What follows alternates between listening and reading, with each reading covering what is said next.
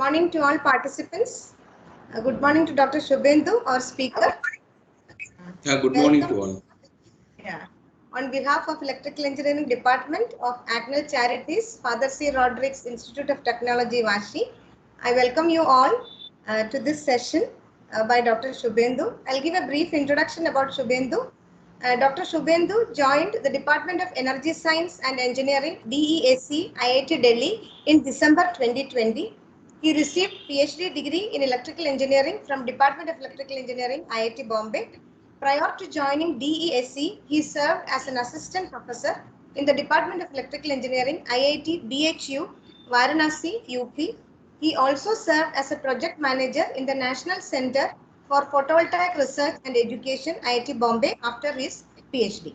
He received Excellence in PhD Research Award of IIT Bombay for the year 2019-20. His current research interests include shading effect on solar photovoltaic systems, application of power electronics for the solar photovoltaic systems, design and efficiency improvement of power electronic converter for solar photovoltaic applications, DC to DC converter, high frequency switching converter design, and design of magnetic elements for power electronic systems. I welcome you to start this session. Over to you, Dr. Shubhendu. Yeah, thank you, Professor Vini. Good morning, all participants. To obtain better bandwidth, I am keeping my video off. Okay, so let us start our session. Let me share my screen. So I hope my screen is visible to you. Yes, yes. Okay. So this session is for totally 2 hours, on which I think 1.5 hours at max I can utilize for the lecture, and after that maybe half an hour question session. But I will prefer that if we continue both the things simultaneously, means whenever you have a doubt, you just please stop me and ask question.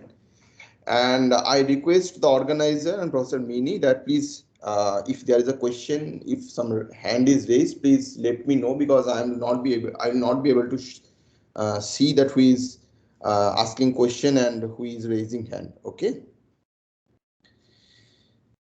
Okay. Okay.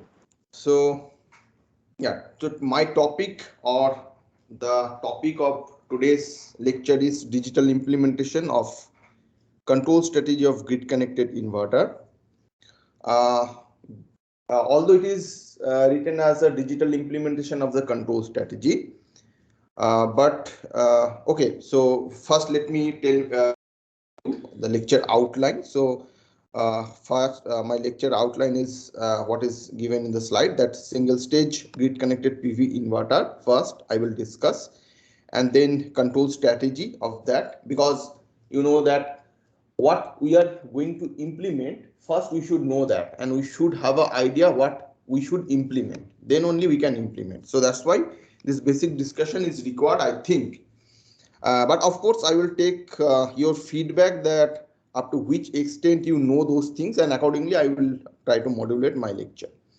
And then after that, what are the components of control circuits used, and then the final stage is the implementation part through DSP. Of course, here I have selected the DSP, TI make DSP, that is 28335. Now let me come to the point, that grid connected solar PV system.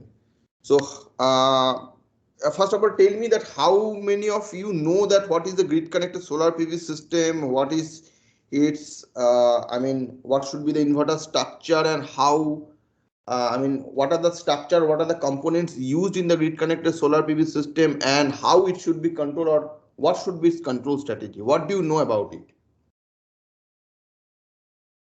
Can you please quickly respond?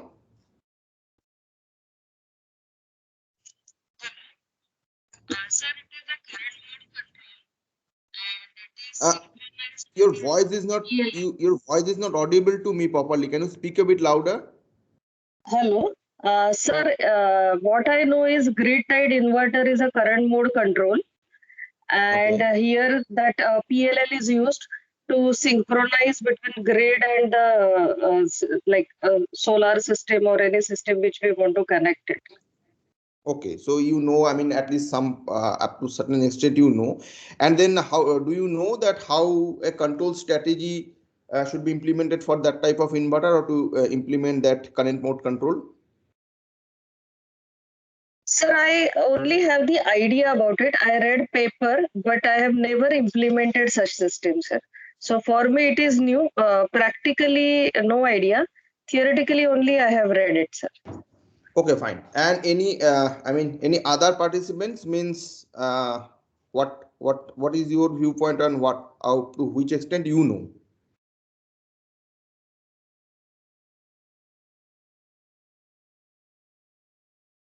Okay, so fine. So let me consider that we should start from the basic, and this will, I think, work for all of you. So if I'm talking about grid connected solar PV system, so of course, solar PV will be there as an input, as you can see here. And the important point is, you know, that power generated from a solar PV is DC in nature. Okay, so that means the voltage and current what we generate from a solar PV is a DC in nature. Okay, now we are saying that grid connected PV system. Of course, PV is there as a source, and then conventional AC grid will be there, who will absorb the electrical power which is produced by PV. Okay, so at the output you will have a conventional AC grid. So then you can see that the input is DC and the output is AC. So AC means it has a particular amplitude, the voltage will have a particular amplitude, and it will have a particular frequency, and it will be fluctuating in nature. So voltage fluctuates continuously. Of course, it is also true that frequency also fluctuate, but there is a limit between which frequencies generally fluctuates and it is allowed to fluctuate. Okay, so in that sense, for a simplicity, we can consider that frequency at least is controlled to a constant value or almost to a constant value. Okay, and similarly for strip grid, if we consider that the grid is a strip grid, so the voltage is also maintained at a constant value. Okay, we can consider. So now, as the input is DC and the output is AC, so what type of power conversion unit we require? Can we feed directly this DC to AC grid? No, right? So what type of power conditioning unit, or let me say power processing unit is required? Can you tell me? Inverter, sir. Inverter. Yes, so we require a DC to AC conversion stage. That means we require a inverter. Fine. So now what will be the structure of the inverter? So there are n number of structure possible. Okay, lot of topologies, I mean, they are reported in the literature. It is not, but it is not relevant to discuss all those things in this lecture. So let us, as an example point of view, let us pick one simple structure. Okay, so here I have selected a grid connected single stage solar PV inverter with low frequency transformer. Okay, so it is a single stage inverter. I can say multiple stage inverters are also possible. So now you can see that then if this is the inverter, so as far as control point of view, what should be our major objectives then? Okay, so the major objectives are here noted. You can as PV is there, and for the better utilization of system, you should operate the PV at which point? Any idea? So PV is there. Maximum power point tracking. Yes, so that means you have a PV, and you know that PV power varies with respect to, I mean, if we change the voltage across the PV, the current output varies. Okay, or opposite is also possible. If you change the current output of the PV, then voltage varies. So we can say the power varies with the voltage. Okay, so and during this variation, there should be one peak point. That means during that time, you can extract maximum power or the peak power of from a PV array depending on the insolation level and the operating temperature of the PV array. Okay, so that means as for the better utilization of the system, we should operate PV at MPP. And here one point should be noted that as at the output side, AC grid is there and the grid here behaves as a sink, or you can say grid is behaving as a storage. So whatever energy is available during a certain point or at a particular point, you can directly inject that amount of power to the grid, and we are assuming that grid has the capability to absorb that power. So the first objective of the control strategy should be operates PV at MPP. Okay, so all the conventional grid connected inverter which are available commercially, conventional here I am mentioning, okay, and of course up to a certain power level, they operate at grid following mode. Grid following mode means whatever power is available in the PV, it is totally dumped to the grid. Okay, so all the power grid absorbs. Now, as the output power, output side is AC, so how you can inject the power to the grid? So here we have considered that the grid is a strip grid, so the voltage of the grid is fixed. Okay, let us consider for the sake of simplicity. Okay, and also another assumption we will take for a simplicity that we are injecting active power only. That means we are operating our inverter or we are injecting power to the grid at unity power factor only. Okay, so power factor here we are considering as unity for the sake of simplicity. Depending on the control strategy and depending on your requirement, it may be different.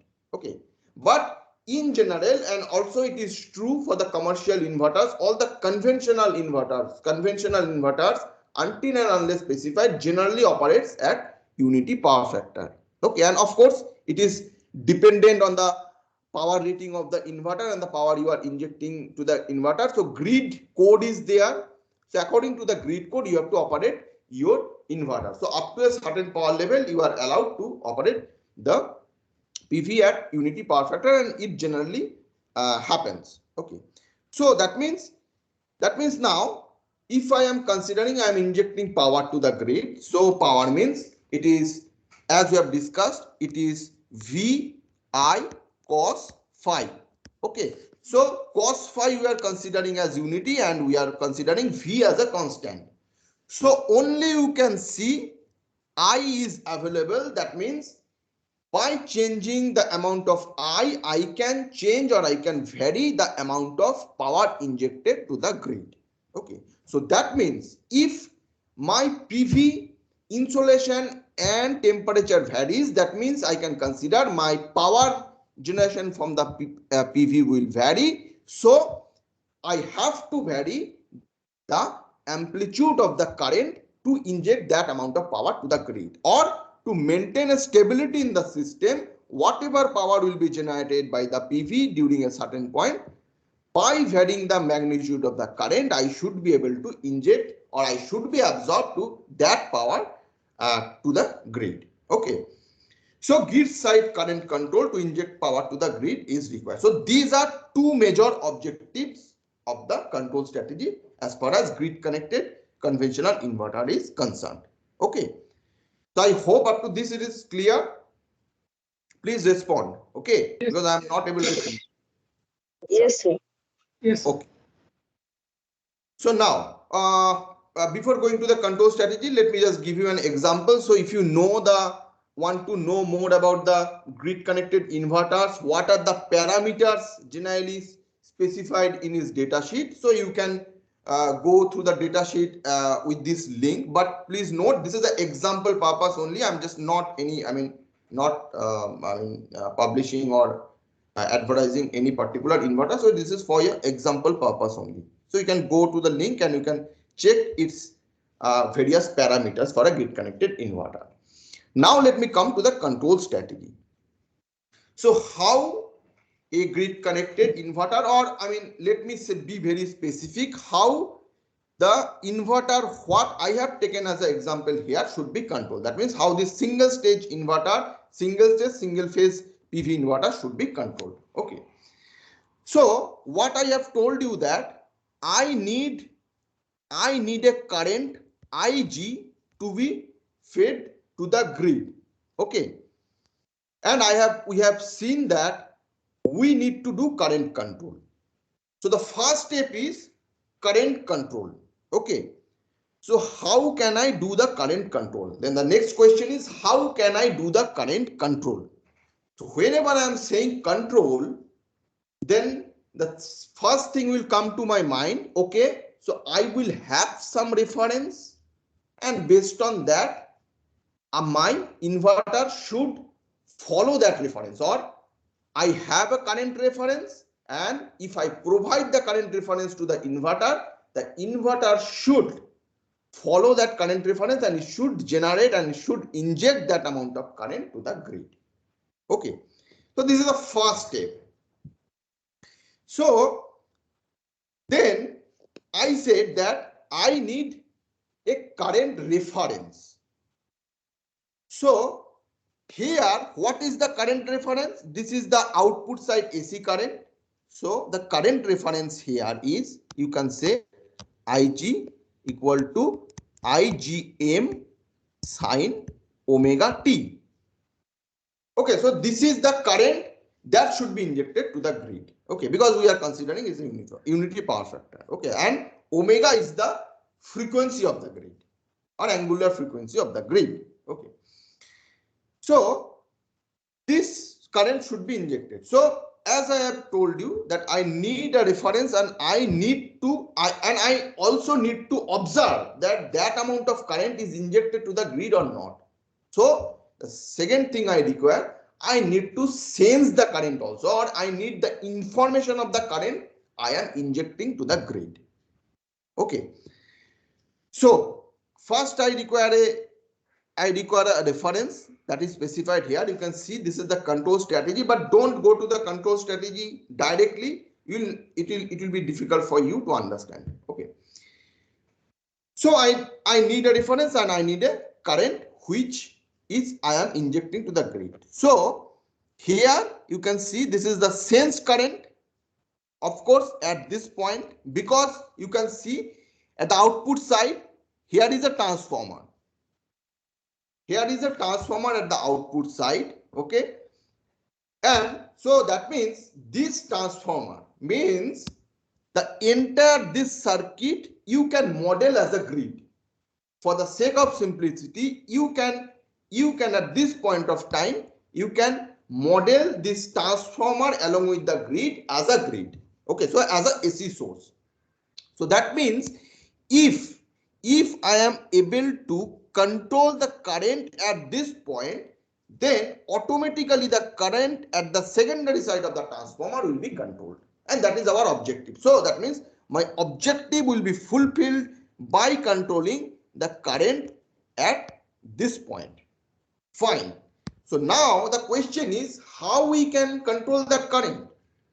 Of course, the one who is controlling that current, that is our inverter. This inverter, it is a full bridge inverter I have considered here. Okay, so that means here inverter need, you know, that if I am able to control the duty ratio or the modulation index of the switches, then accordingly I will be able to inject the current to the grid. So that means if you need a proper current at this point you have already a grid voltage. Okay, so at this point you have a grid voltage.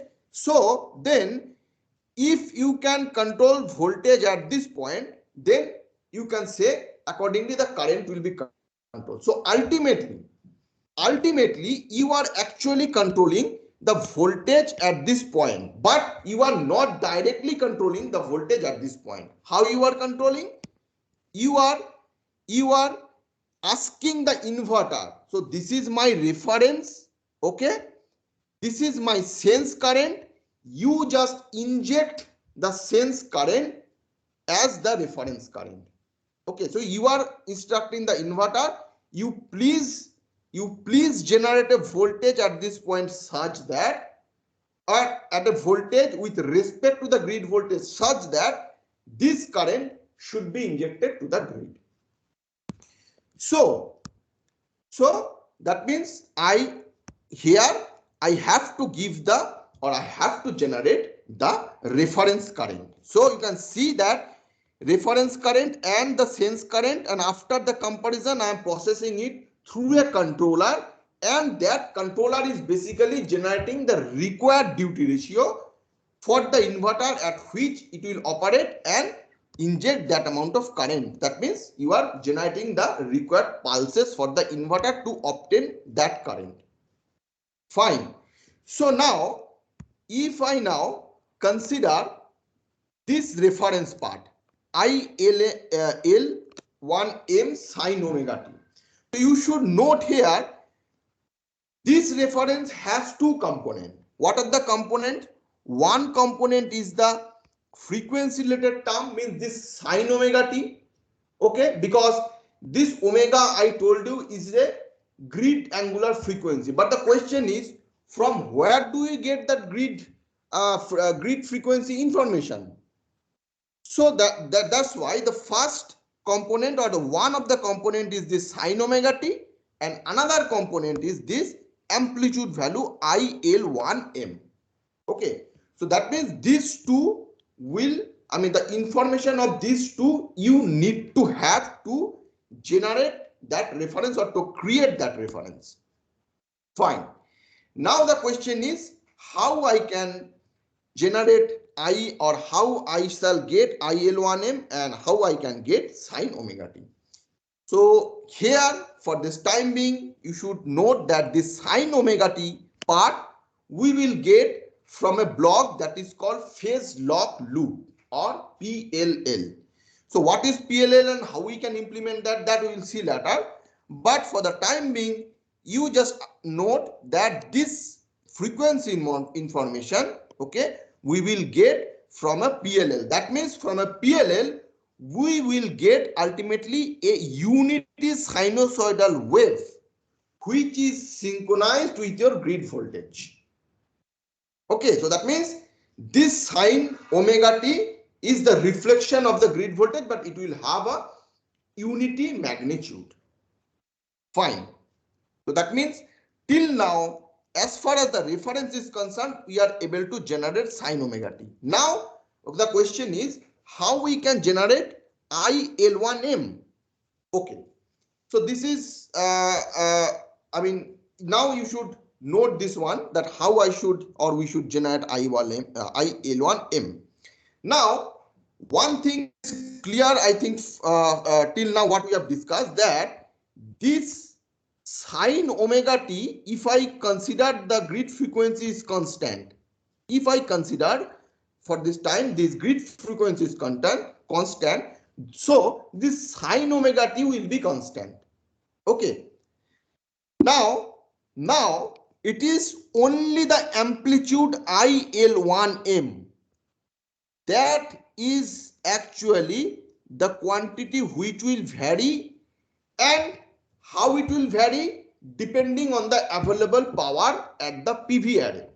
So if your PV array output increases, this IL1M increase, so that the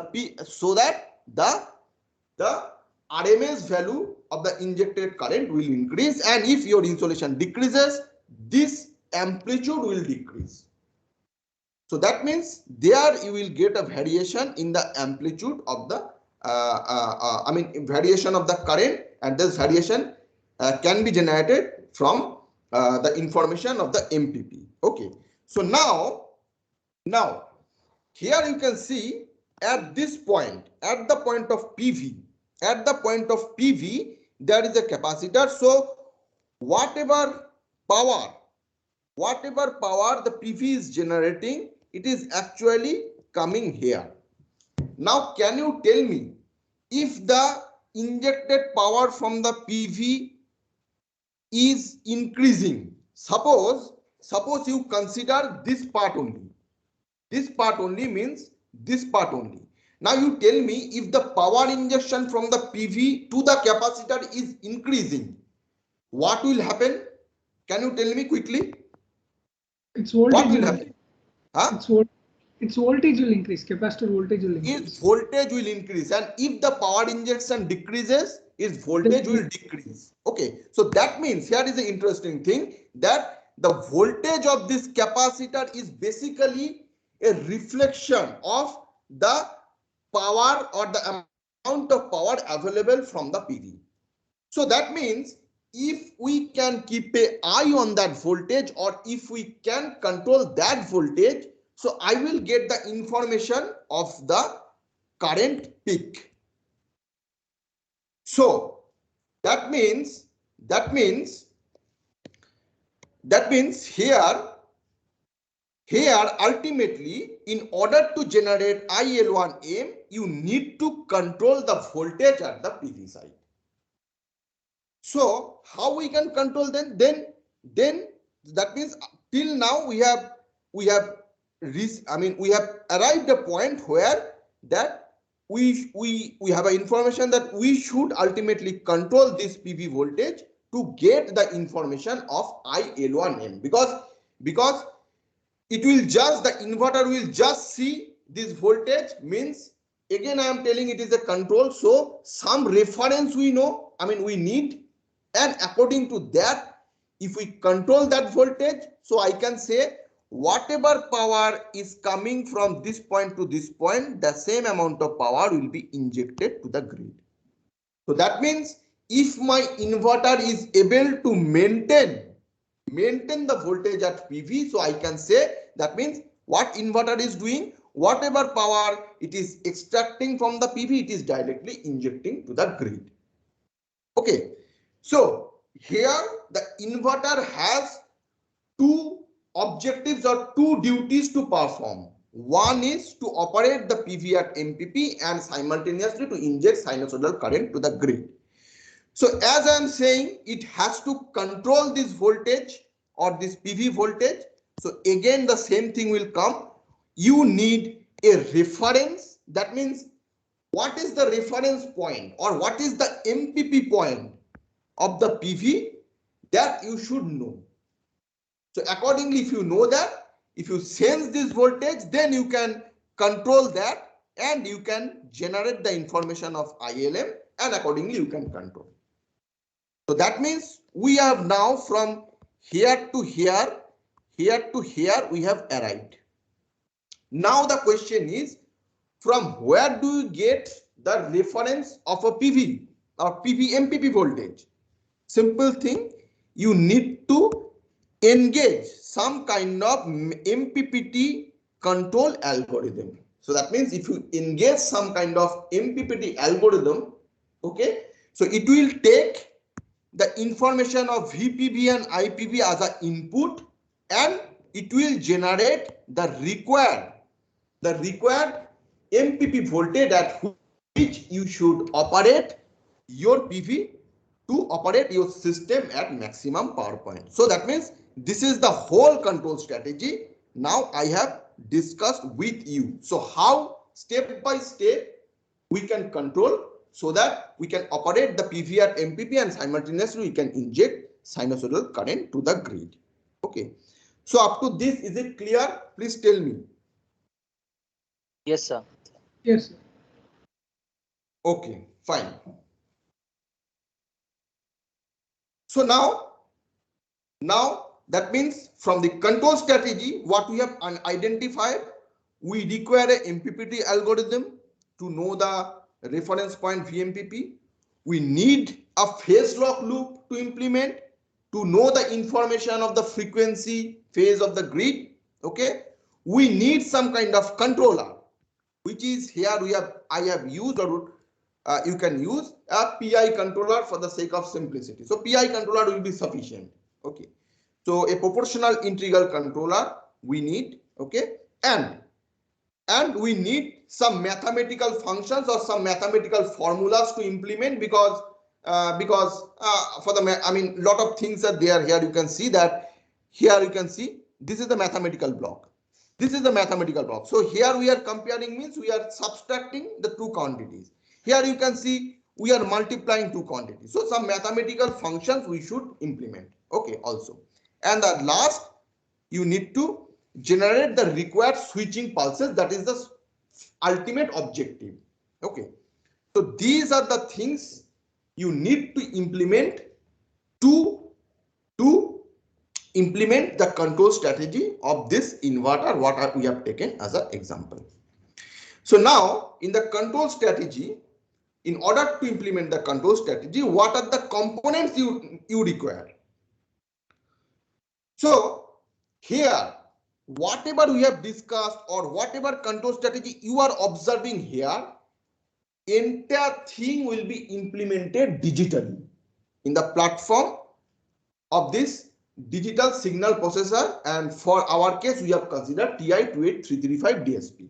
Okay, so this entire control strategy will be implemented digitally. Now before going to that, let us quickly look what are the components involved in this entire system, I mean in this entire inverter if we consider.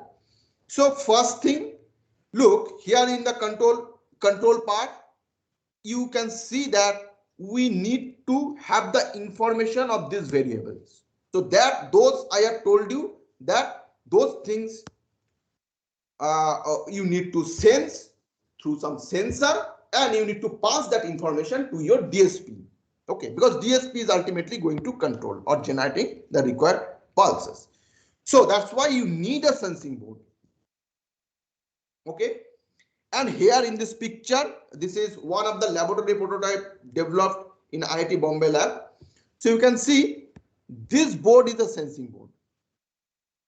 So what this sensing board does, look, I think till now the session what you have already done, they are those basic of this DSP is covered. Okay, so I can say that when I am taking this variable or the information from the practical world, all this information are analog in nature. So we are processing all these things digitally. So the simple thing come to our mind that we need to process this data digitally. So we need to have some analog to digital conversion step. And you know that in 28335 ADCs are there inbuilt. And how many ADCs are there? Can you tell me?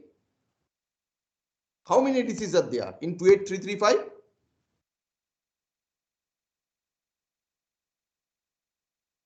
Total 16. So total 16 ADCs are there. You can use and you can convert 16 analog variable at a time to the equivalent digital value. So now if I consider 28335, so that ADC pins of that particular DSP will operate with some voltage level only. And what is that voltage level? Can you tell me? What is that voltage? Huh? 3.3 volts. No, it is 3 volt. So 0 to 3 volt. Okay. So the voltage of the ADC pin is 0 to 3 volt. Okay. So that means whatever be the sense voltage or current, whatever you are sensing, ultimately you need to scale that voltage or scale that quantity to a voltage level that is between 0 to 3. Okay, so that's why you need to scale that voltage. So that is why the purpose of this sensing board is to sense and to scale the voltage simultaneously. Okay, fine. Then we need a DSP that we have discussed. Now after you have generated your required switching pulses from the DSP, then that what should be the voltage level of those pulses? Those will be, because all the GPIOs PWM operates at a voltage level 3.3 volt and 0. Okay, so those voltage will be from 0 or 3.3 volt are the pulses. But the switches you can see here, because this is the power circuit diagram or not power circuit diagram, the power circuit or the prototype of power circuit of the prototype. and this part is the control part. Okay, so the switches, what you can see here, those require a voltage either 5 volt or 15 volt. That depends on the type of the switches. Okay, so that means here you can see you are generating the pulses from the DSP at 3.3 volt and you require 5 volt or 15 volt. So that means some kind of buffering you should have. You have to scale the voltage again to that required voltage level, and also that the current demand by the gate of the switches also you need to mitigate.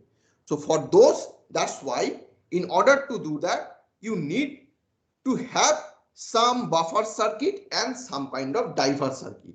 Okay, now actually, so this from this DSP actually will generate the pulses and we will give those pulses to this buffer board, because and after that buffer board you need to give the pulses to the driver circuit, which will ultimately drive the switches of the inverter. So this driver circuit can provide the isolation or it may not provide the isolation, that is as per the requirement. So this is the complete control part of an inverter. So you need a buffer board, you need a driver circuit. Okay, so up to this, is it clear? Yes, sir. Yes. Okay, so here you can see that in this circuit, these blue color devices, these are basically current sensor. So these are LEM current sensor through which we can sense the current. So, and the voltage sensor directly, I mean, we can connect to wire at the point where we are going to sense the voltage, and we can pass that to terminal to the sensing board, and it will generate the output accordingly. Now this current sensor generally generates a current at this output. Okay, so you are passing the wire through this LEM and it generates a equivalent current output as I mean, whatever the primary current flows, accordingly that it will generate the current at its output. But at the ADC side, you need to have some voltage, so it can sense the voltage. So that means what you have to do, you have to convert that current into a voltage, and then you need to feed to the ADC. Okay, so some kind of conversion you have to do. Okay,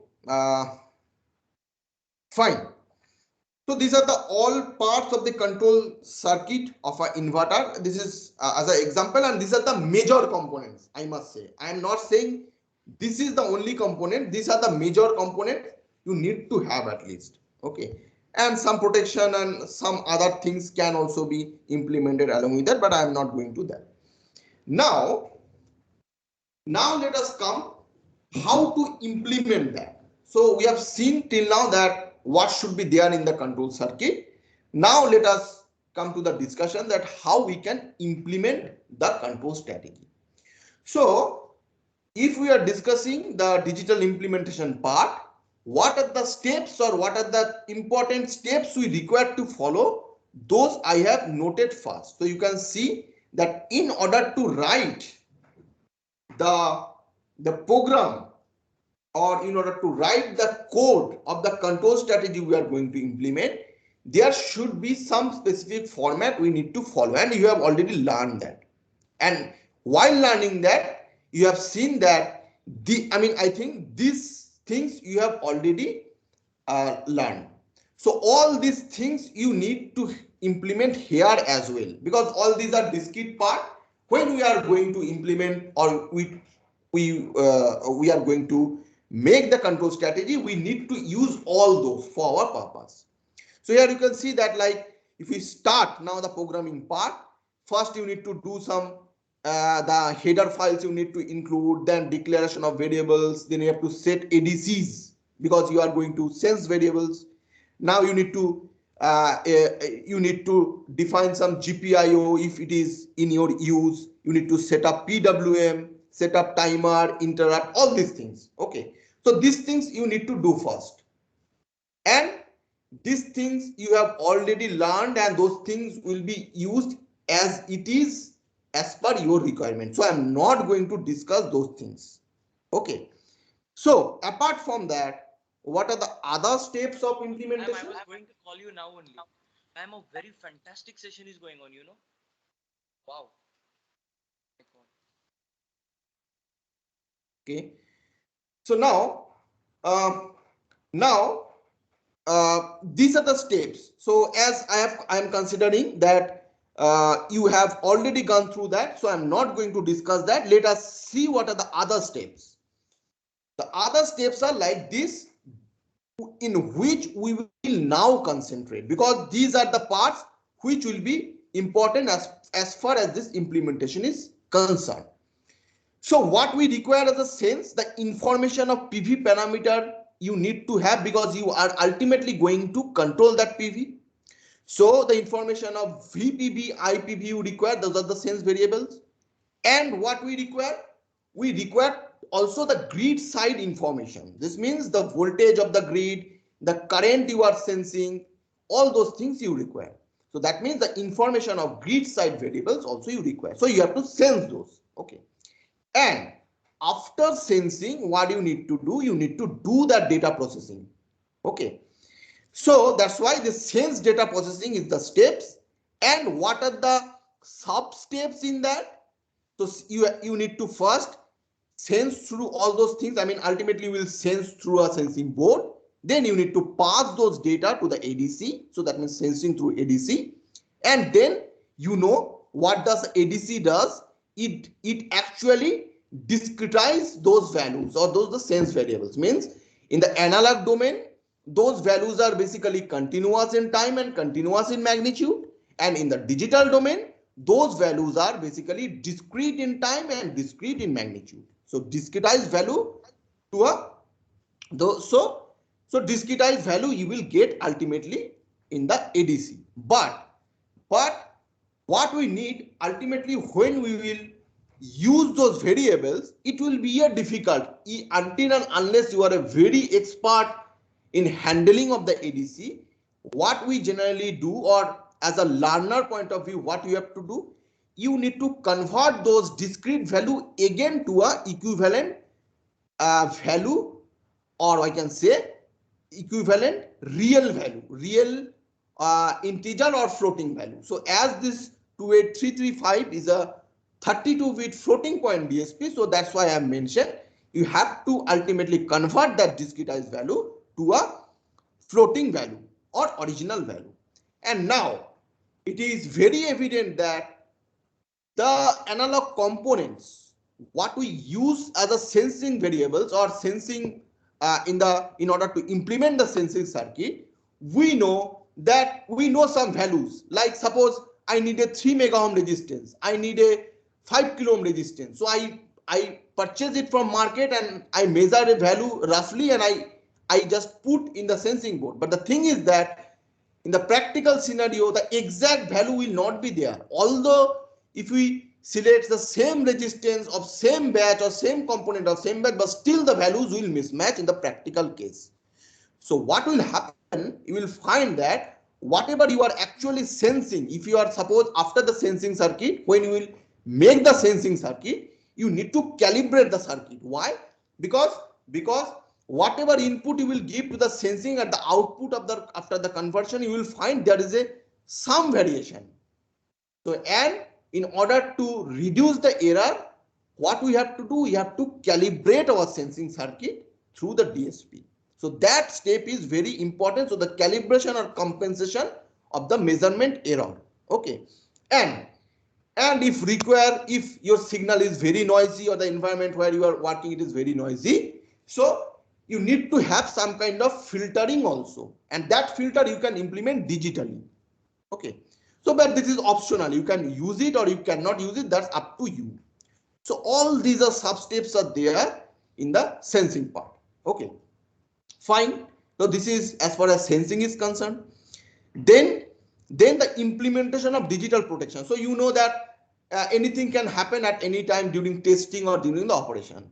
So although hardware protection is all given, but apart from that, you can implement lot of protection digitally as well. Because how? Because you are already sensing the parameters. Means you are sensing the grid side current, you are sensing the PV side current, voltage, all those things.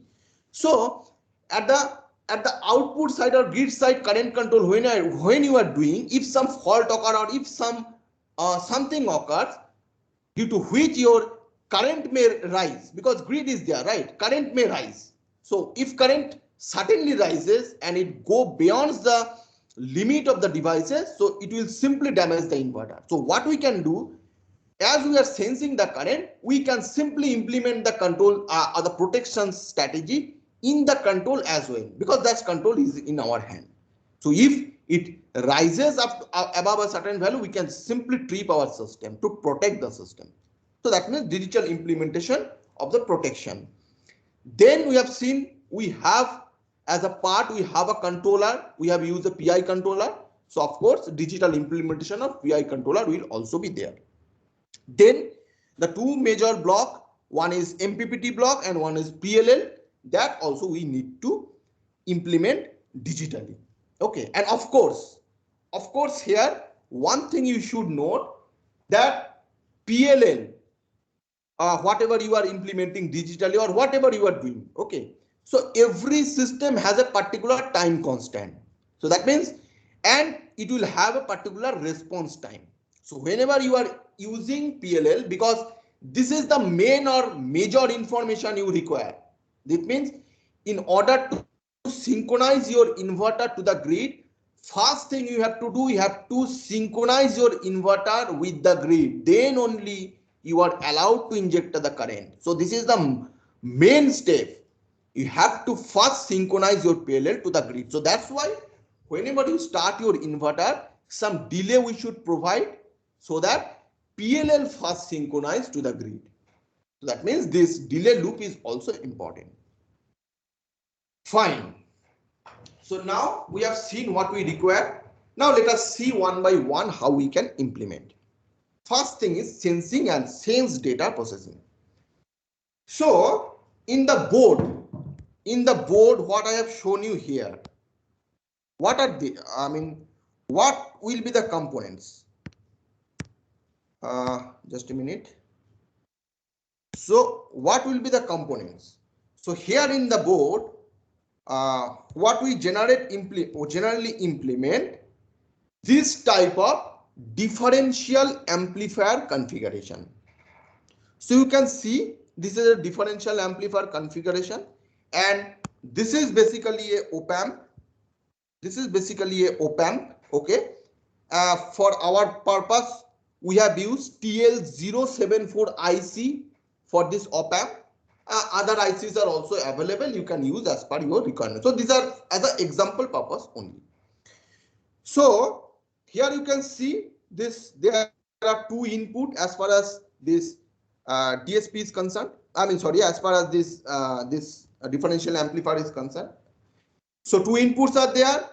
These are the input side resistances, and these are the, this is your feedback resistance, and this is another resistance. Okay. So here what is generally we do, just let us wait for some time. My pen is not working.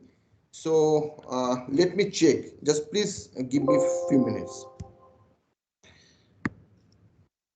Just a minute.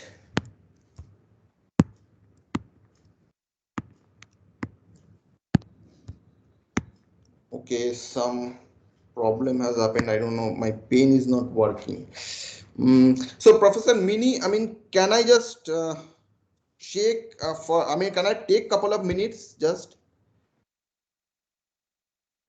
Yes. Yes, just a minute, because without the pen it will be difficult to give the lecture. Just let me check what is the problem is happening.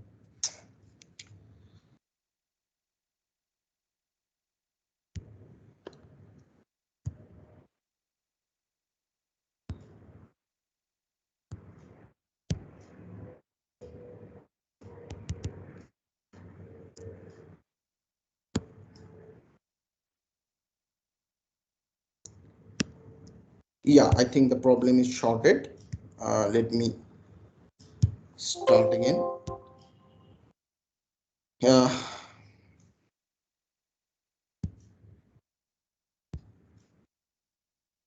Yeah, so sorry for the inconvenience.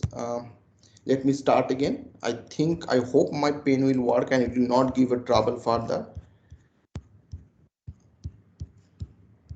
Yeah, so we were there.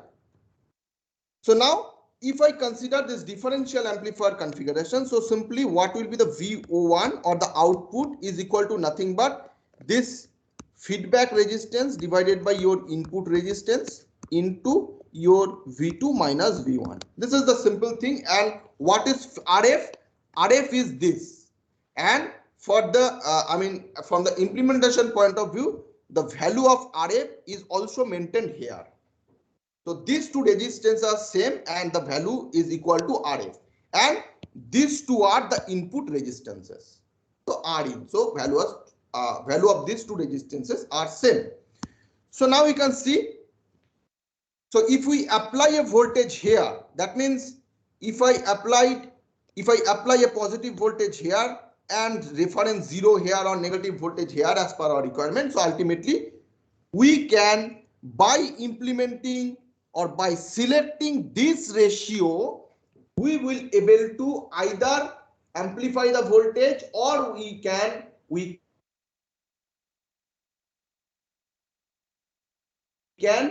okay. So that means for our purposes, as we are sensing all the power side quantities, the voltages of those are very high. So ultimately, generally that's why this ratio is basically is less than 1, it is selected, but it can be anything depending on your requirement. Now, okay, so now if this is the case, so how we can implement implement it in the actual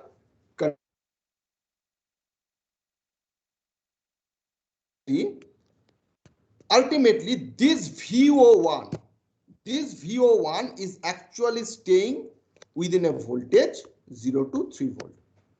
Okay, so you need to have this information, fine, and you know that because you have implemented your control strategy. Then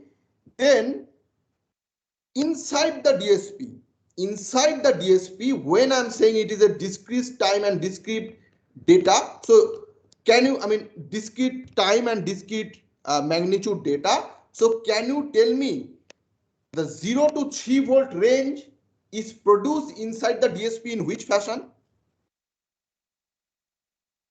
So it is the TI-28335 DSP has a 12-bit ADC. So the maximum count for this 3 volt is equal to how much? Can you tell me? 2 power 12 minus 1. 2 to the power 12 minus 1, and that is equal to 4093, I guess. So that means you are actually mapping from 0 to this volt. So that whatever voltage you are sensing here within this, you are mapping to this value. So that means inside the DSP, if you see, you will get a value within this range only. So now it is simple. If you need to convert that value into this actual value, what you have to do, you have to multiply the value with this, with this 4093, and also you need to multiply with this. Simple. The way you have converted your actual variable to the DSP, exactly opposite thing you need to do in order to get the value of the actual variable. Clear up to this? Is it clear? Is it clear? Yes, sir. Okay.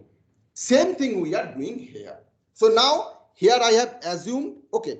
So what we are doing here, I have taken two examples. So first thing, we are sensing a AC voltage and we are sensing a DC voltage, or say DC current. So I have taken two examples, sensing of a voltage and sensing of a current. And in the voltage, I have taken the example of a AC voltage sensing. The DC voltage sensing is same apart from a small change. I will tell you now. Now you know that whenever you convert the analog value to a digital value in the DSP, you will get that value ultimately as a number from 0 to 4093 in this register, or in this particular, through by accessing this register or this variable, you will get that value. So that means here you have a value from 0 to 4093. Okay. So so now you can see that what we have done, as I have told you in the last slide, that ultimately we have to convert it through this ratio. That's why we have converted with this ratio, and you can see that this value I have multiplied with that. So that is your actual, it is not actually actual value, but it is the value you are getting from 0 to 3 volt. But here it is not 0 to 3 volt. Why? Because we are sensing AC, right? AC means it will continuously go to the positive and negative. But in the DSP ADC, it is not allowed to apply some negative voltage across the pins. So that's why what we have to do, we have to provide some kind of offset. So as the range is 0 to 3 volts, so what we do, we implement the sine wave from 0 to 1.5 volt, and this 1.5 volt is actually mapped as 0. So this is your 0, but as it is not possible to implement this with a DSP, this is negative and this is positive. So what we do, we give a shift. So you can see this is a shift of 1.5 volt. So your actual sine wave will vary within this. So that means by giving a 1.5 volt shift with the ADC, with this in the sensing circuit, we can generate the sine wave within 0 to 3 volt. And where we give the shift, generally at this point, if we wish to sense AC quantity at this point, you have to apply a 1.5 volt at this point. If you are sensing only DC, then you need not have to give any voltage. You can directly make it to the common reference. Simple. So this is the point where you can give the 1.5 volt. Fine. So as we have given 1.5 volt in the sensing circuit, in order to get the actual variable, that means you need to subtract that 1.5. Then it will become bipolar, positive and negative. So it will oscillate between positive and negative. And now the last step is remaining, not last step, another important step, that the returning of the variable with this, or multiplying with the with that variable with this resistive ratio. So here for this particular example, I have implemented this sensing up to 0 to 800 volts. So I have multiplied accordingly. So this is the ratio with which you have, if you multiply, you will ultimately get your actual voltage. But what is the problem still remaining? That quantity is not a calibrated one, or it is not a compensated one. So whatever input you will apply, you will get at the output, although you are getting the actual value, but it is differing. So you will get a lot of measurement error. So that's why in order to avoid that, we have to provide compensation. And compensation can be provided in a various way. The simple way is that you just, if you are implementing, suppose a voltage sensing from 0 to 500 volt. So after making the sensing circuit, you just test the circuit. You connect with the DSP, and then you just check if we applying 0 volt, whether you are getting 0, then 50, we are getting 50 or not. So you just note down on the voltage, and then you can find some particular multiplication factor. If you multiply with it, then ultimately roughly we'll get a value as per our requirement. And here one thing you should note, it is very important that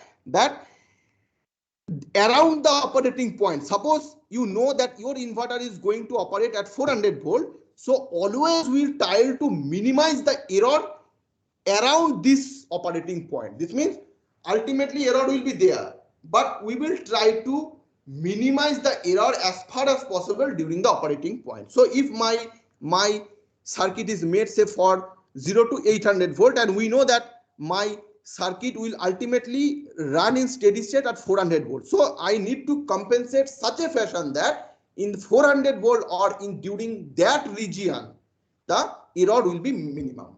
Okay. So you can operate, I mean, you can compensate by multiplying certain factor only, or another thing you can do, you can put those values in Excel, you can plot it, and you will find option is there, that is linear, put the linear equation. So we can get the linear equation in the form of y is equal to mx plus c. Simply take those variables or this data from there and you just apply here. Simply you will get a linearized plot with the least amount of error.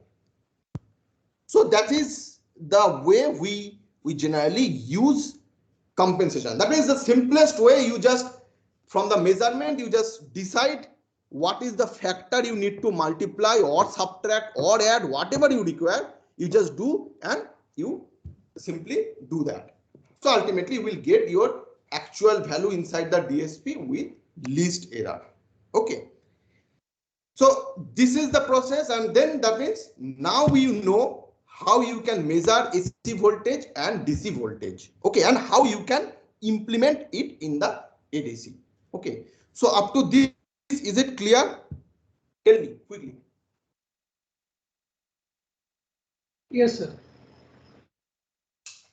Okay, fine. Now the current sensing.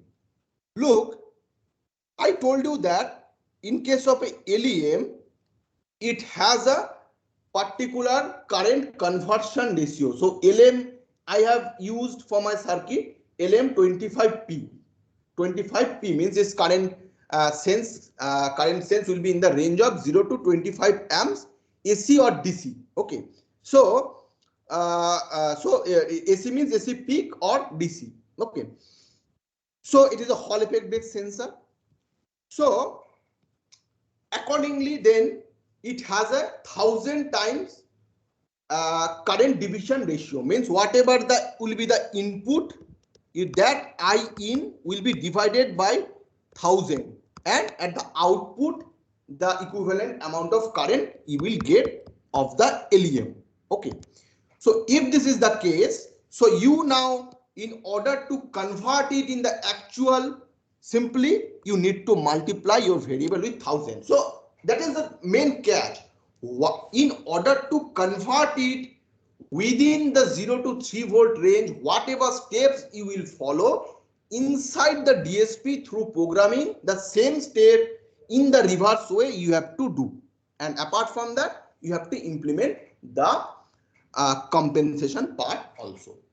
So that means how we do that. If you see this circuit, you can see here we have a resistance. So whenever we are sensing a voltage, we need not have this resistance. So whatever, I mean, when this resistance is required, whenever you are sensing current through this type of device, say as an example LEM, you need to pass this current through this resistance. This is a known resistance, so it will ultimately create a voltage, and then that voltage you will convert and use. So now you can see for a current sense, actually here you can see I have directly multiplied with some ratio or some fraction, and how this fraction is generated, it is given here.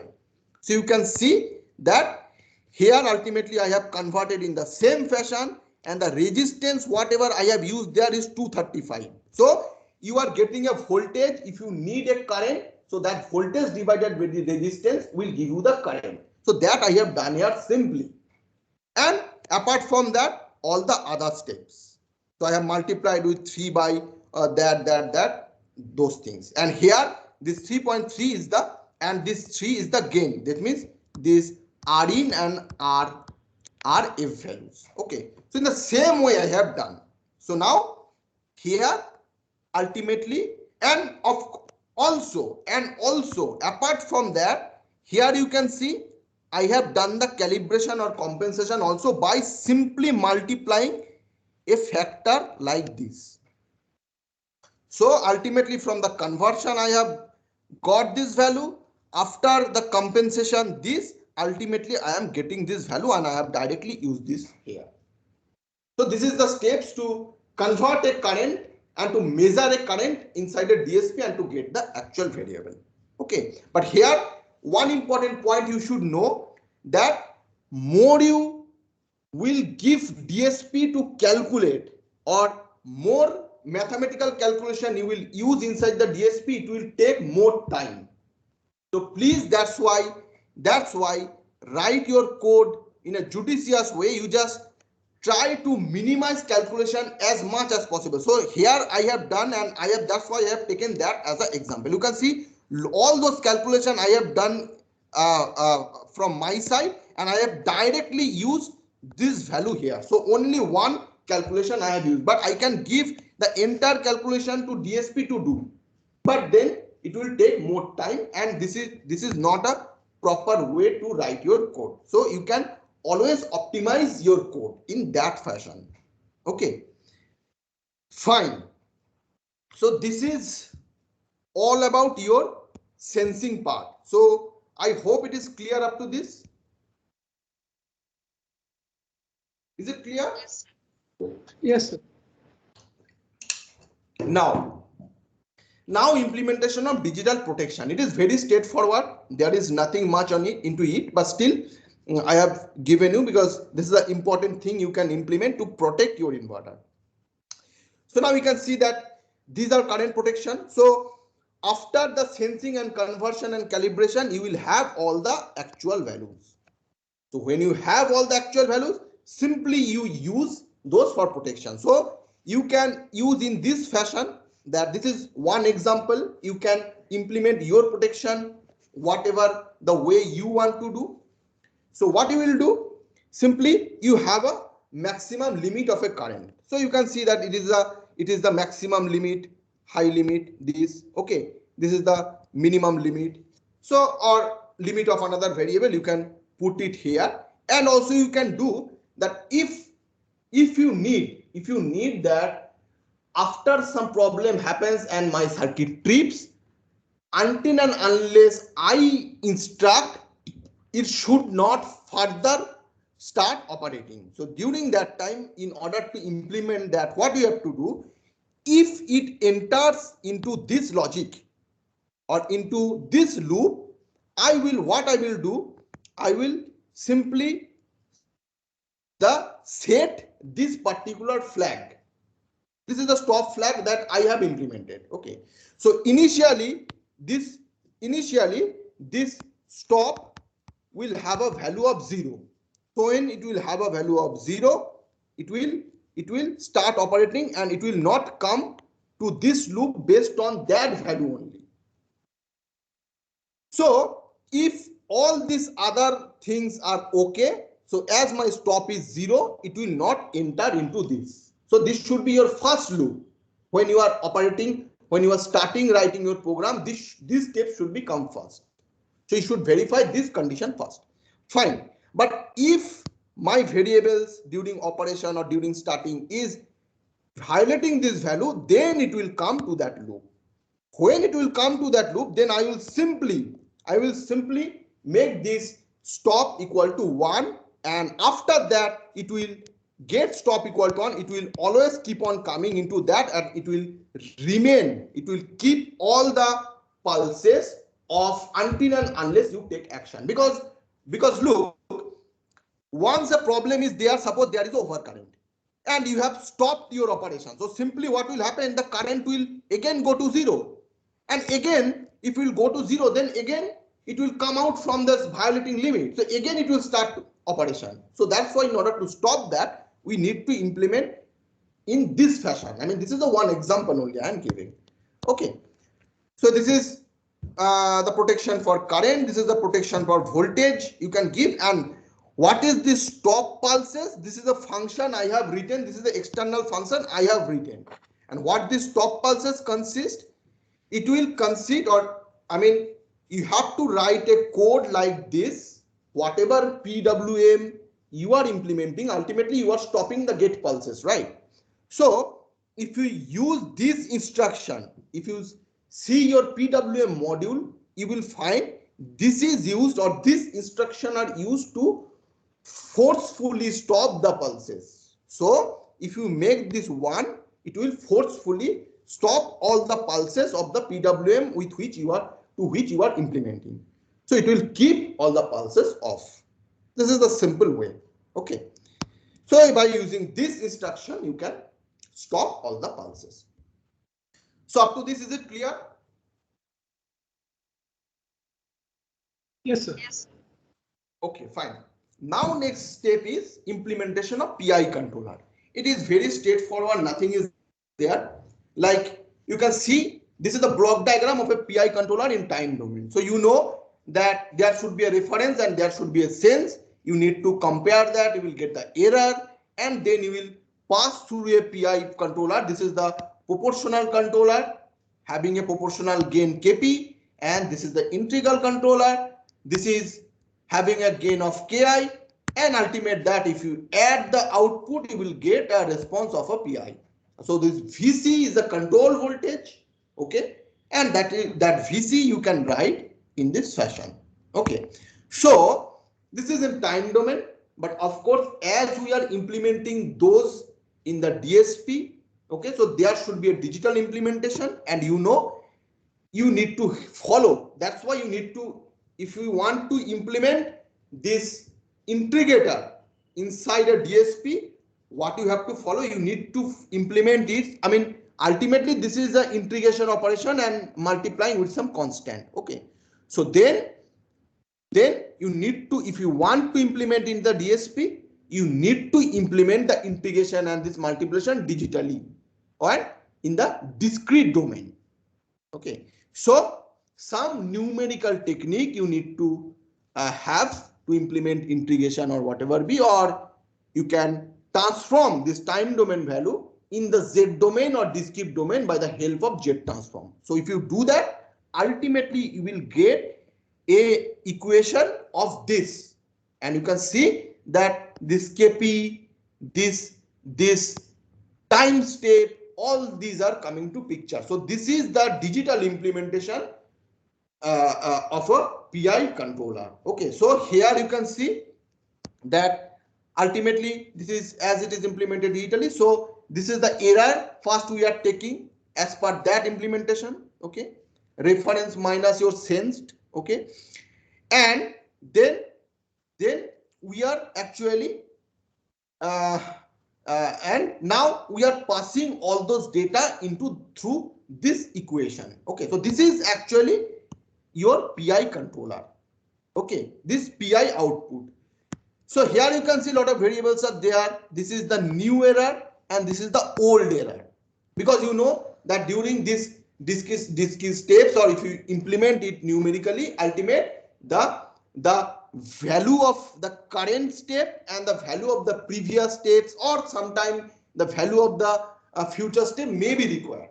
Okay, so here as far as this implementation is concerned, you can see the value or the information of the error at its present state and the previous state, means at the step y, at the step, let me tell you, at the step y is yn, and at the step yn minus n unit.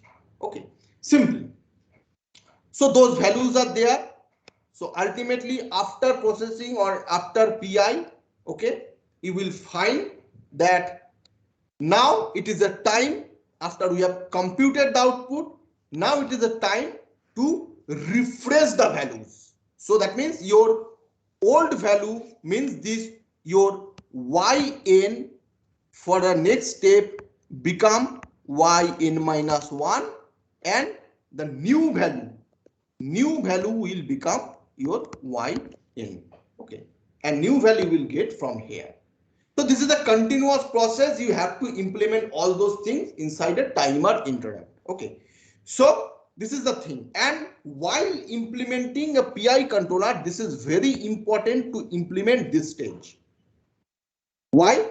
Because PI controller faces a problem of wind up. So do you have any idea what is wind up? Can you tell me? Can you tell me what is wind up?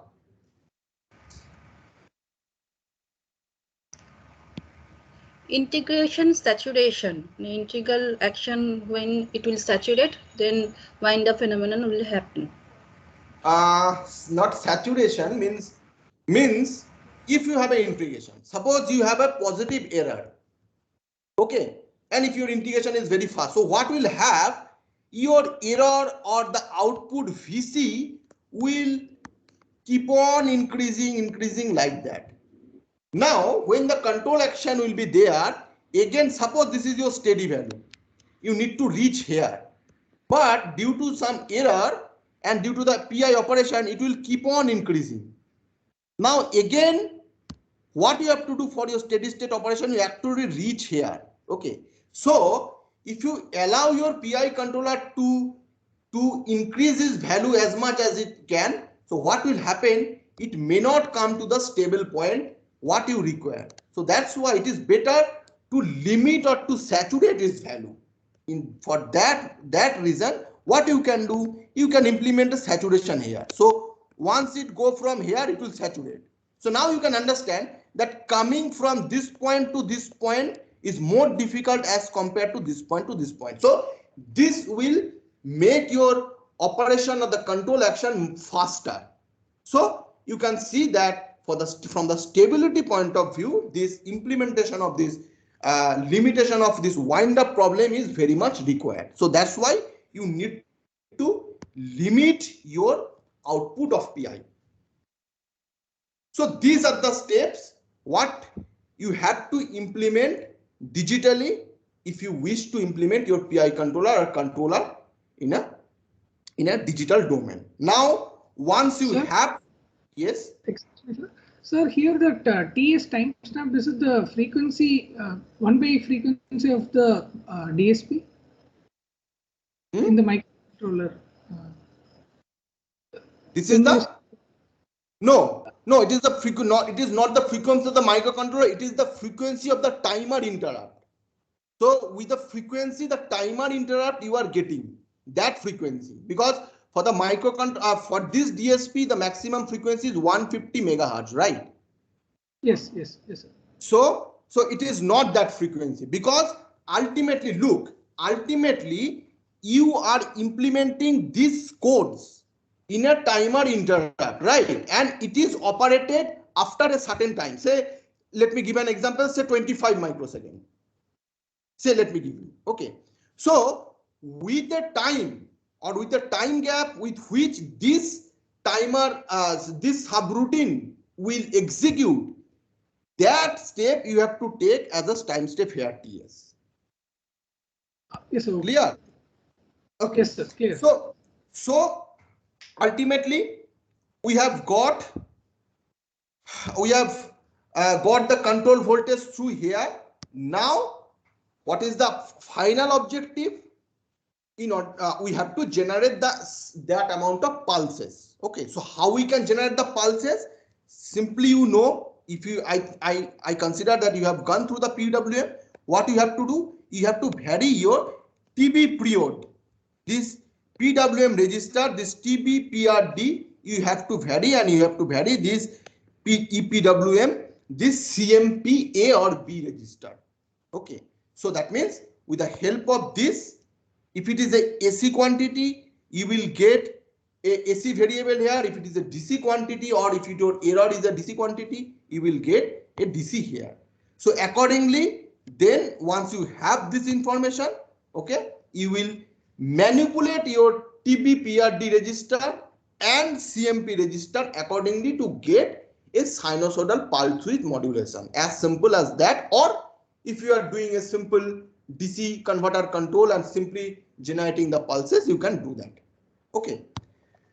So these are the steps for the implementation of your PI controller, generation of the pulses. So I hope it is clear to you.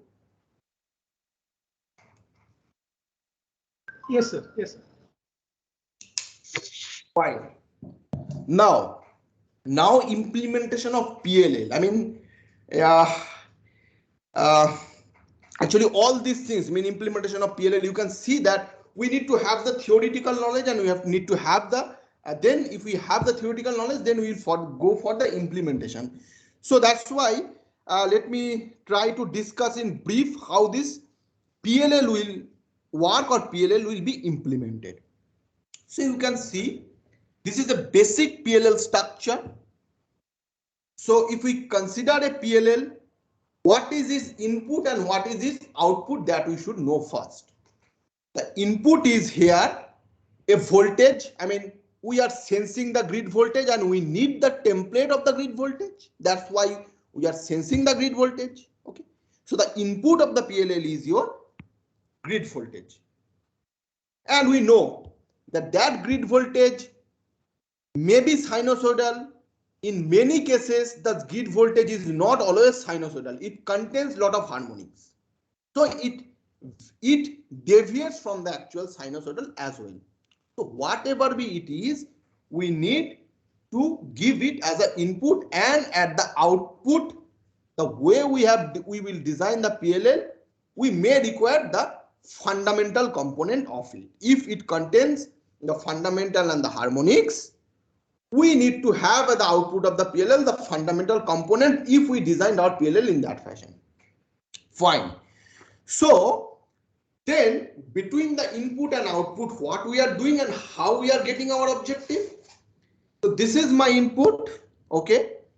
So first what we will do, we will try to detect the phase. So that means here this is my sense value, and I will ultimately take this as a feedback, and I will continuously compare that, and I will track that whether my input and output is tracked or not, because that is the whole objective. I want to track this. It should follow the template of the input. Okay, so that's why I need to continuously control it. So that's why I need to take it as a feedback for our comparison. So first thing or first block of a PLL is a phase detector. So it will detect the phase between of the two signals.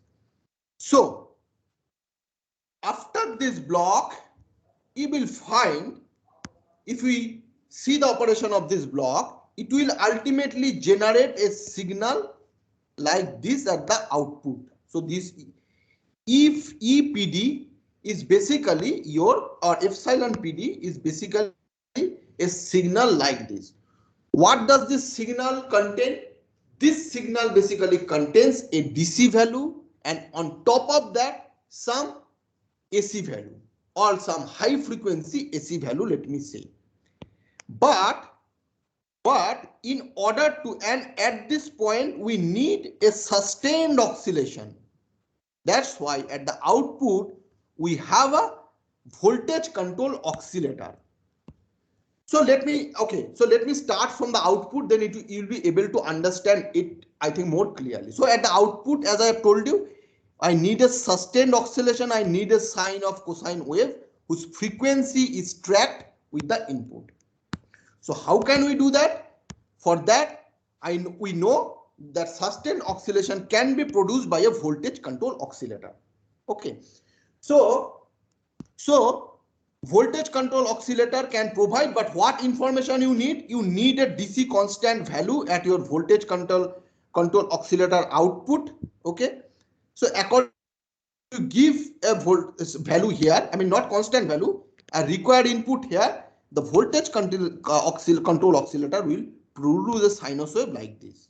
Okay, so fine. So this value is basically a DC value, DC kind of value, and after the phase detector, you will get a value of DC superimposed with a high frequency AC. So if this is the case, in order to filter out the high frequency AC part, what you need to involve there? Can you tell me? Can you tell me what we need to involve? Filters. A low pass filter. So that's why this low pass filter is engaged here. Okay. So this is the basic block diagram of a PLL. And also let me now tell you that n number of PLLs are available in the literature. Yes.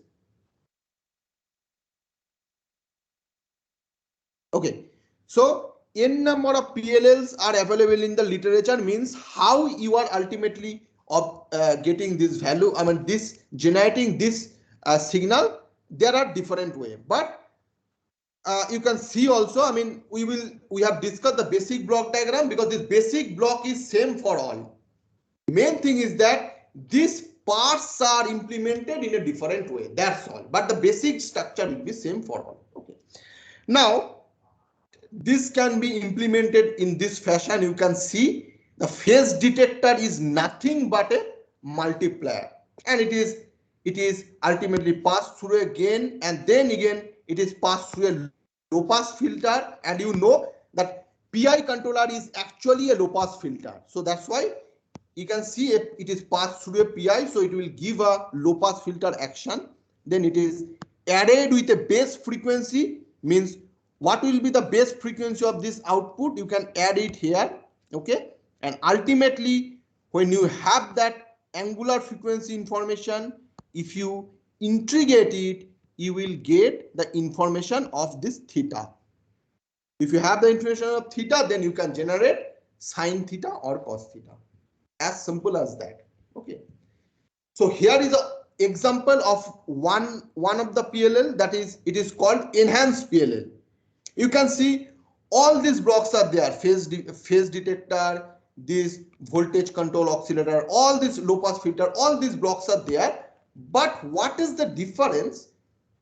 In order to filter out the noise present in the grid, some adapted notch filtering action is just provided. This is the only difference. That's why I say that major block will be same, but some block will be changed, or some blocks will be implemented differently. That is the only difference.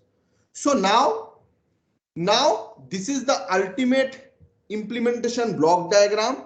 The same thing if you want to implement in digitally, you know how to implement PI controller in the digital domain, you know how to implement integrator in digital domain, you know how to multiply two quantity in digital domain, how to add or subtract two quantity in digital domain. All these component operation or all this implementation of this control component you can do. So simply you have to write the code accordingly. Here I have written the code in the same fashion. Only difference will be this sine cos will be just different, because you know that multiplying 2 sine, okay, and if we expand that, ultimately we'll get a sine cos addition and subtraction simply. So whether we are multiplying 2 sine, whether we are multiplying 2 cos, whether we are multiplying sine and cos, ultimately if we can expand, we'll get the addition of the variable and we'll get the difference of the variables. Means difference of the phases, addition of the phases, difference of the frequency, addition of the frequency. And from there you can understand when it will be locked, when the frequency will be locked, you will find the two frequency will be added, so it will become the high frequency, and when the frequencies are same, the subtraction part will become 0. So that's why from there, if you see the mathematical derivation of this, ultimately you will find a high frequency component and a DC component. So you have to filter out that. So all those things are basically implemented in the coded fashion, and the way it should be done, it is also given here. Please go through that. There is no need to discuss all those things because you already know all those things and I have already discussed those things. Okay, so that means here the implementation of this enhanced PLL is given in the digital domain. Okay, so here you can see that at the output, ultimately we are able to generate the unity sine wave. Okay, so all the operation, whatever you have seen, you can see that this is the feedback. This is the feedback we have generated after generating the file, and that feedback is used here to generate the error. So whatever given in the block diagram for the enhanced PLL, let me say for the enhanced PLL, for this it is actually implemented here digitally.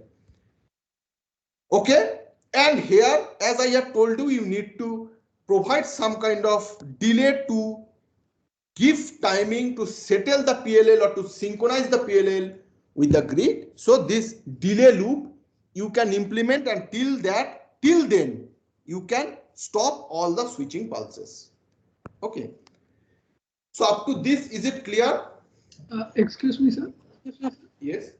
So this delay loop is for the delay loop is for the ELL to perform its operation. So it will have some time for it to for its processing and getting the proper phase.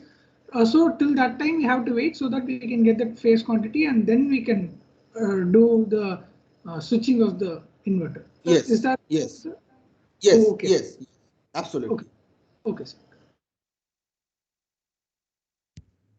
So now, so this is all about the PLL. I hope it is clear.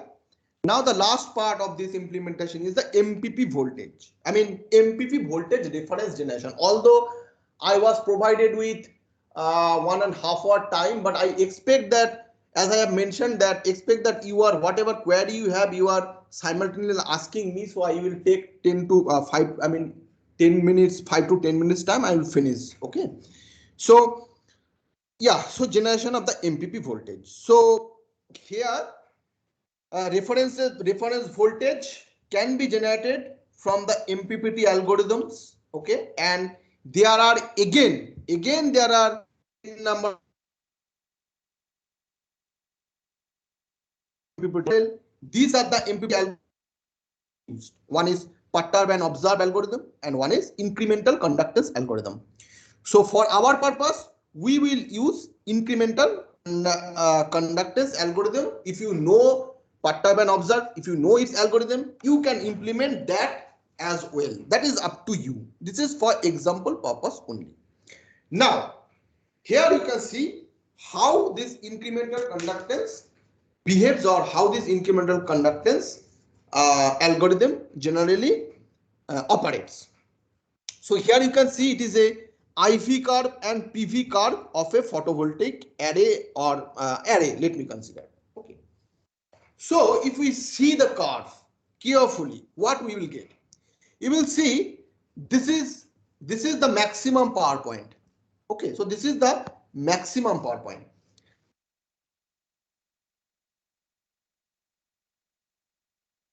And up to your open circuit voltage, there is a zone, this, and after maximum power point up to your short circuit current, there is another zone.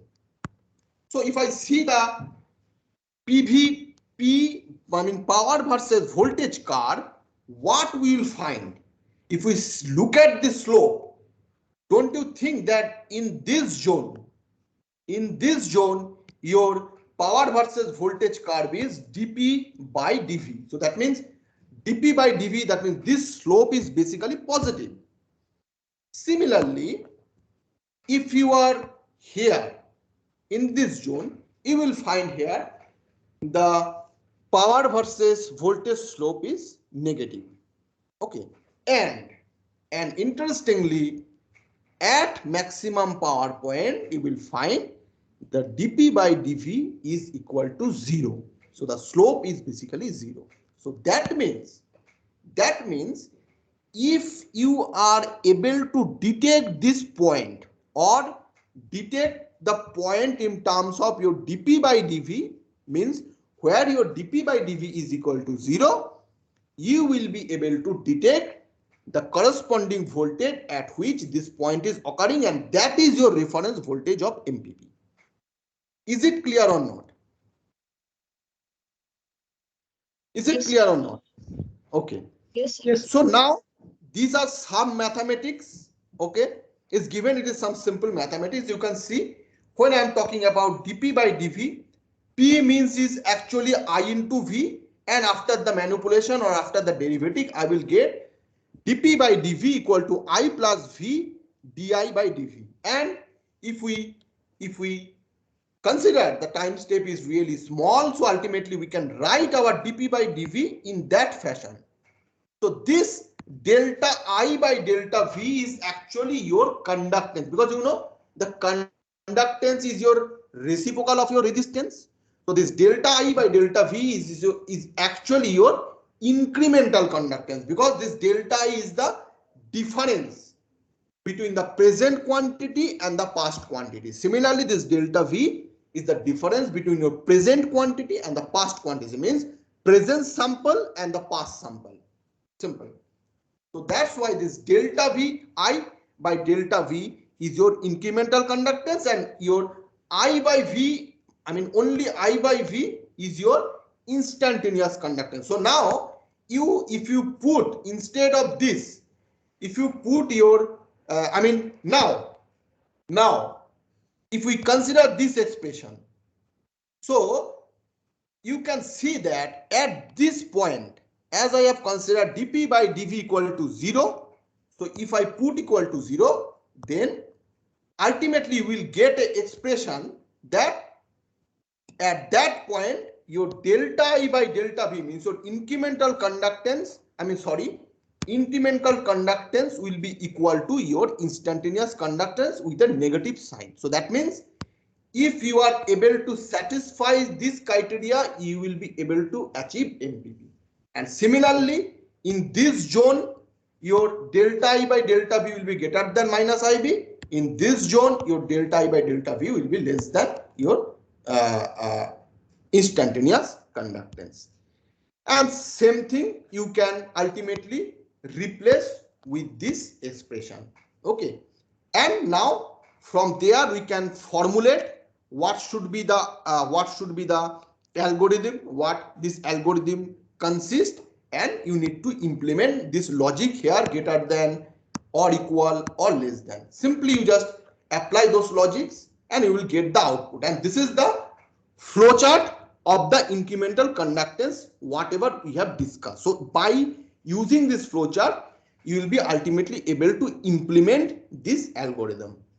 Similarly, all those things are known to you. Okay, these things you can easily implement through the coding, and this code is given here. So it is only some mathematical expressions are provided or some mathematical manipulations are given as per your objective.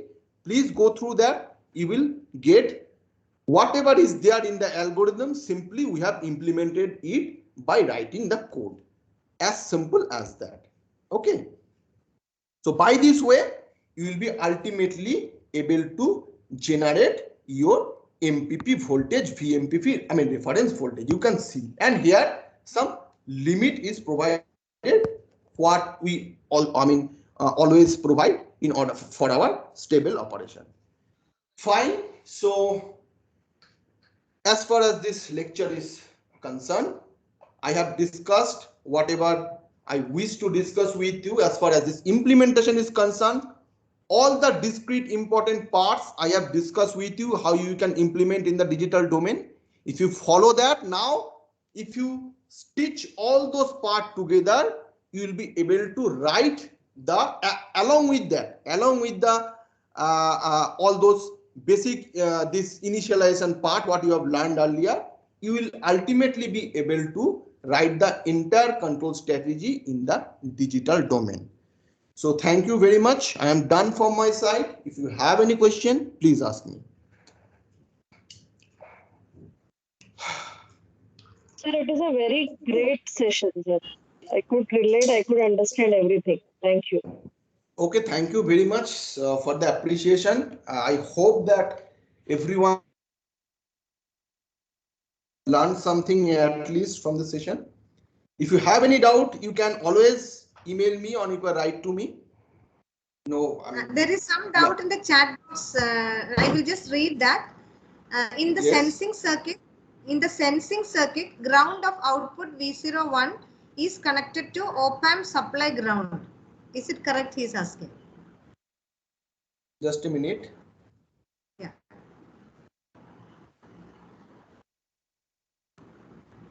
So what is the question? In the sensing circuit, ground of output V01 is connected to op-amp supply ground.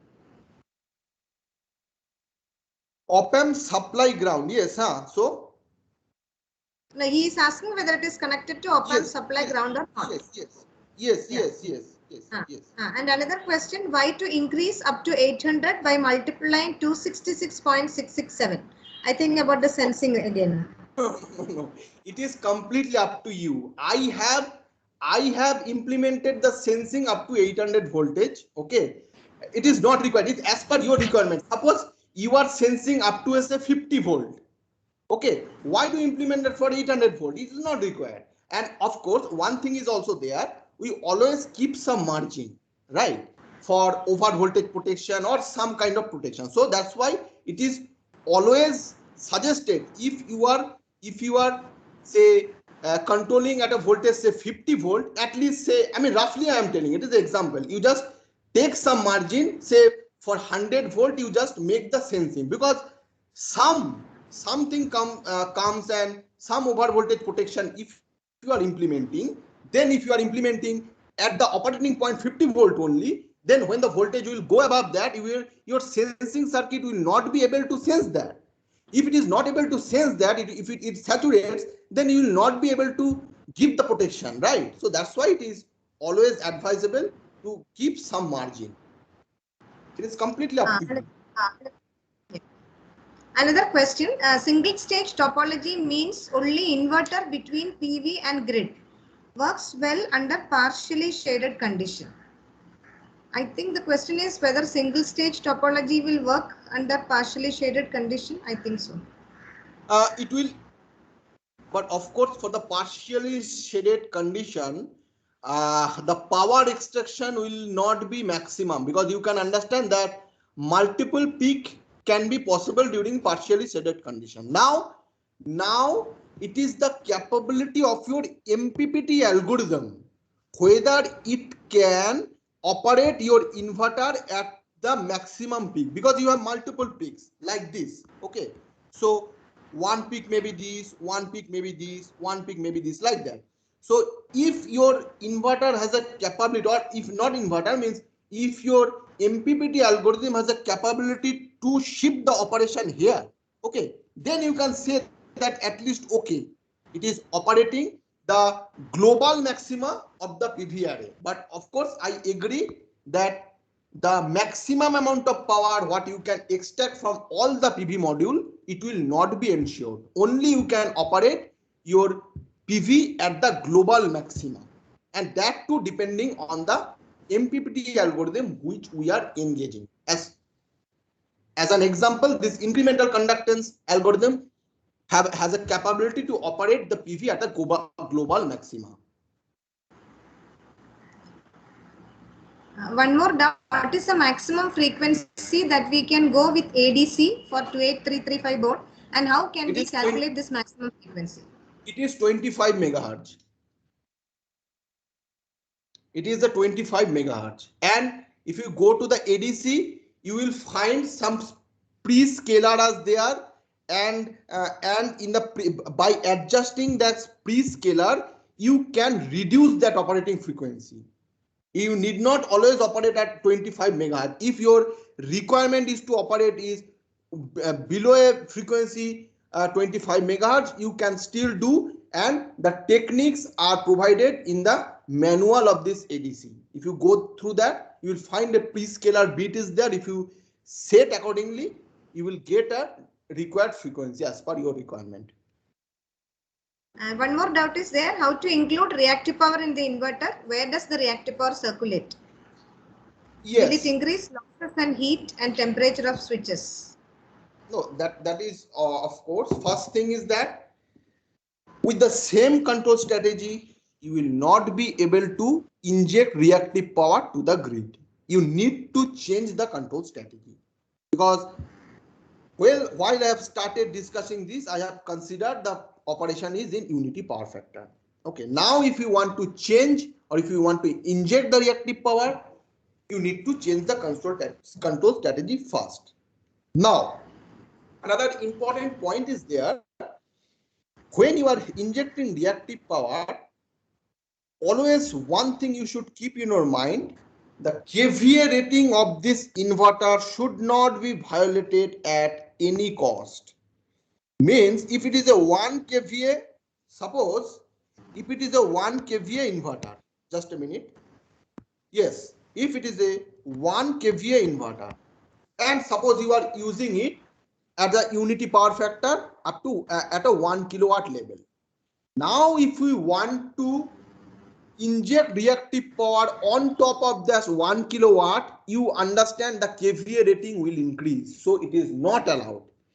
If you are injecting reactive power and in the same proportion, if you reduce your active power so that the overall kVA rating is maintained, then you are allowed.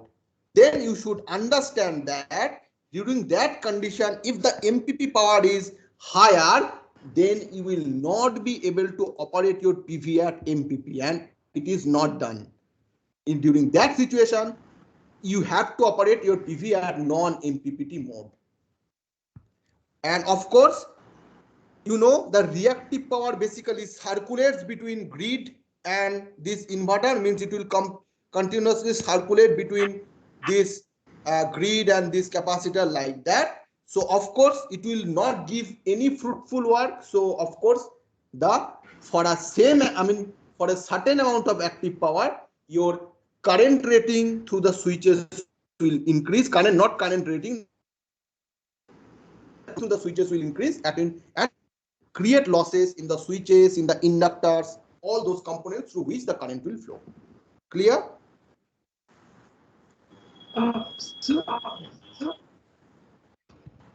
Yes, please tell me. One more question is there. Yeah, please go ahead. Sir, you have said that we shouldn't violate the kVA rating. So suppose if I have 1 kVA inverter, so if I need to inject 800 watts active power, so I have to keep that reactive power as 600, so that it doesn't violate that kVA. Yes. As simple as that. Yes. Okay, sir. Thank you, sir. See, another question is, can we avoid filter inductor LF as a transformer is there at the output? Yes, you can. Of course, you can. So, if you want to avoid this transformer and transformerless inverter, that's why there. It is the example only I have taken. So, that he's not asking about a transformer. He's asking, can we avoid the filter inductor because transformer is there?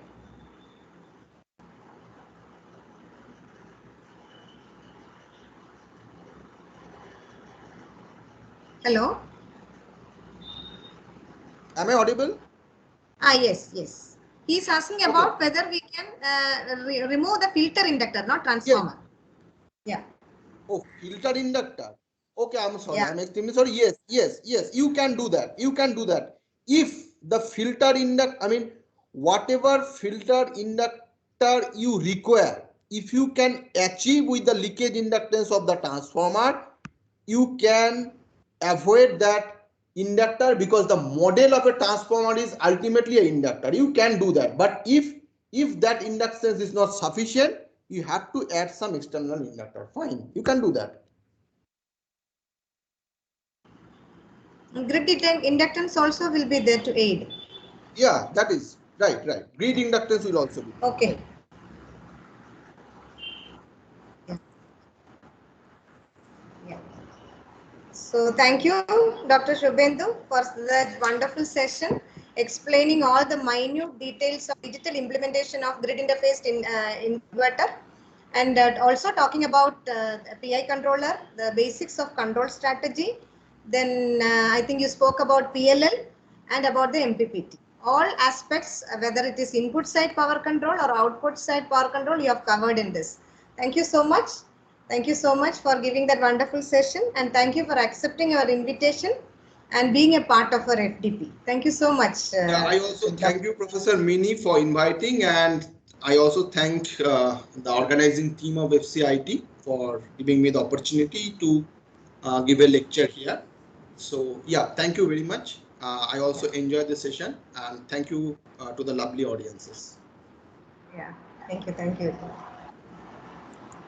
I would like to tell something about our today. Yes. Thank you. Okay, bye. So dear participants, we will be having a test today at 3:30 after the valedictory session, and there will be 25 questions of 1 mark each, and the duration will be 30 minutes. I hope it is clear. 25 marks, 1 mark each question for each question, and total duration will be 30 minutes. we will be setting the time from 3:30 to 5. So before 5, you have to give the test. And in case we exceed the validatory function beyond 3:30, then we will extend. That we will see later. So, and one more thing, we also would like to take a photo with all the participants' video turned on. So that also you please be ready for that after the validatory function. Maximum we can accommodate on the screen we can take. Okay, with different participant sections. It means with different participants. So that also we will be taking after the validatory session, and we will be having a test after the validatory session. So please join the next session meeting link at 11:30. Thank you all. Thank you all.